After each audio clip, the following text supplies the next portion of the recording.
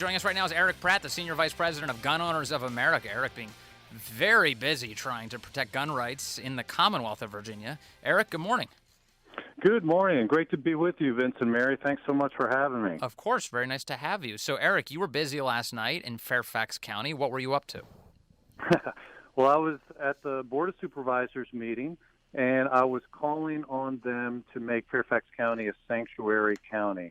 And I tell you, as I stood there speaking, wow, night and day difference in the reactions. There was, the elitists in front of me, the supervisors, some of them were rolling their eyes. Some of them were looking away. They wouldn't make eye contact with me. A couple of them were paying attention.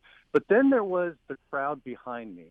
I mean, I had just begun my speech. As soon as I called on the supervisors to make Fairfax County a sanctuary county, the crowd behind me erupted. People are cheering, they're applauding, because let me tell you, people in this state are engaged. They're tired of being treated like the bad guy. They're tired of being told that they're the reason criminals get guns. They're tired of being told they're at fault whenever there's a tragedy, and they want the gun-grabbing Democrats in Richmond to leave them alone. And I'll tell you, this is the reason we're continuously seeing record-breaking numbers of people showing up at these Board of Supervisor meetings all over the state. They've been showing up by the hundreds, by the thousands. And now 95% of the counties in Virginia have declared themselves to be Second Amendment sanctuaries. And so I challenge the supervisors to make Fairfax County the next county.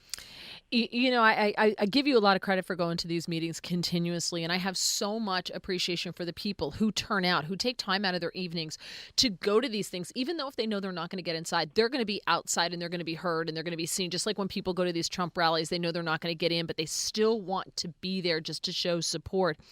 Unfortunately, though, I think that the Democrats in Virginia know that, hey, we've got the majority, we've got it for a while, and we're going to ram through everything we want to ram through, regardless of what the people say, because you know what? We're just going to say they put us in office. Hey, we're just giving you what you want, and they know that a lot of it will not be undone. Well, I think you're right. They're making the most of this opportunity, although they do this at their own peril. Because remember, we've been here before. They did this in 1994 when they rammed gun control through. We had big rallies. They ignored the rallies. They ignored people calling their offices. And then for the first time in a generation, they lost control of the Congress. And President Clinton several times admitted it was the gun control that he passed that cost him control of the Congress. It happened again in 2008 when Obama and the Democrats got control, and they were pushing things. This was other than gun things like taxes and Obamacare. But what happened is that throughout the country, almost 1,000 Democrat seats in the states were lost. There was a reaction, and we went from an overwhelming Democrat control of the legislatures to an overwhelming Republican control, and we actually ended up benefiting because from a gun perspective, of the 17 constitutional carry states that we have now, 15 of them came after this big, huge swing as a reaction to the Democrat overreach. Yesterday, West Virginia Governor Jim Justice rolled a hand grenade into this debate because he was advocating that Virginians send a message to the Commonwealth by having individual Virginia counties add to their ballots in November a referendum to secede to West Virginia, to actually take their county and say, we're going to West Virginia. Now, this can't happen unless the General Assembly, in the end, approves. But as the Senior Vice President of Gun Owners of America, are you supportive of adding a ballot initiative like this across the state? Well, I think what's exciting about that is it's going to put the heat and the pressure on the Democrats in Richmond. You guys were talking earlier in the last hour about how Democrats are backing off of, or some Democrats are, of Northam's gun ban. And this is very key. I mean, all these people showing up for the Board of Supervisors, and, 95% of the counties have now said, we don't want gun control in our county. I mean, a lot of these Democrats come from that county. So all these things, the big rally last week, tens of thousands of people talking about counties seceding, all of this is is putting a lot of pressure and heat on them, and that's a good thing. So am I to believe that all the people who showed up at that rally last week and the people that you're seeing come to these meetings are all Republicans because only Republicans own guns? I know that's kind of the myth, isn't it? That it's only a Republican white issue, and what a farce that is. As you guys know, one of the speakers there works with us. She's our director of outreach. Her name is Antonia Okafor. And, with all the media saying that this was a white, supremacist rally, she went on Fox and Friends the day after the rally, and she said, you know what, it was the strangest white supremacist rally because, as an African American, they invited me to speak there, and then people were congratulating me afterwards. So yeah, I think that's the myth.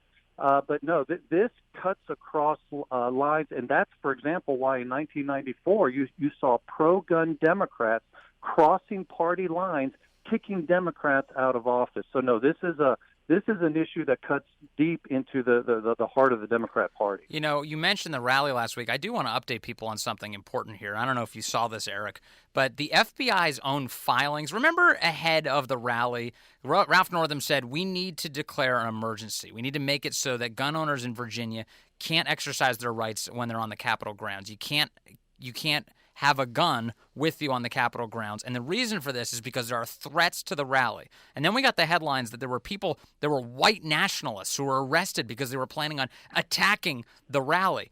We get news in the last 24 hours that the FBI's filings reveal that these guys had no intention of attacking the rally who were arrested.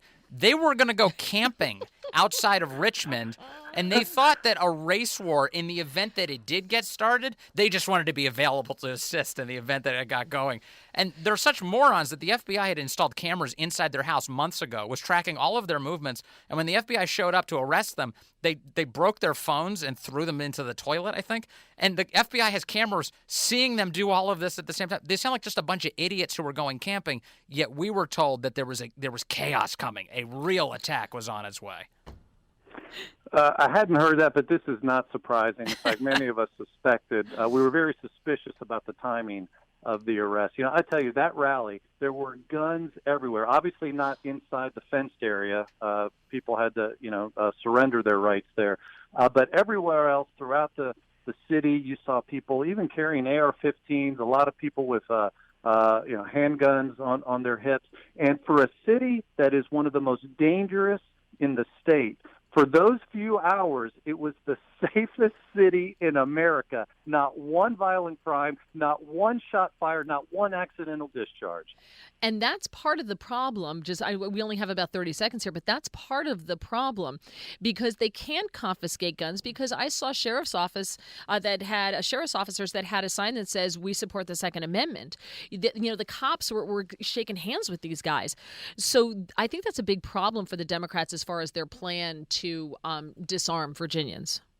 Yes, law enforcement does not support them. And I would just say this. If people want to join up with us, go to our website at gunowners.org, sign up for our free email alerts. We will help get you to these Board of Supervisor meetings, and we'll also help you have a voice in terms of what's going on in Richmond. So that's gunowners.org. All right. Erich Pratt, Senior Vice President of Gun Owners of America. Thank you so much for joining us. We appreciate it. Keep up the good work.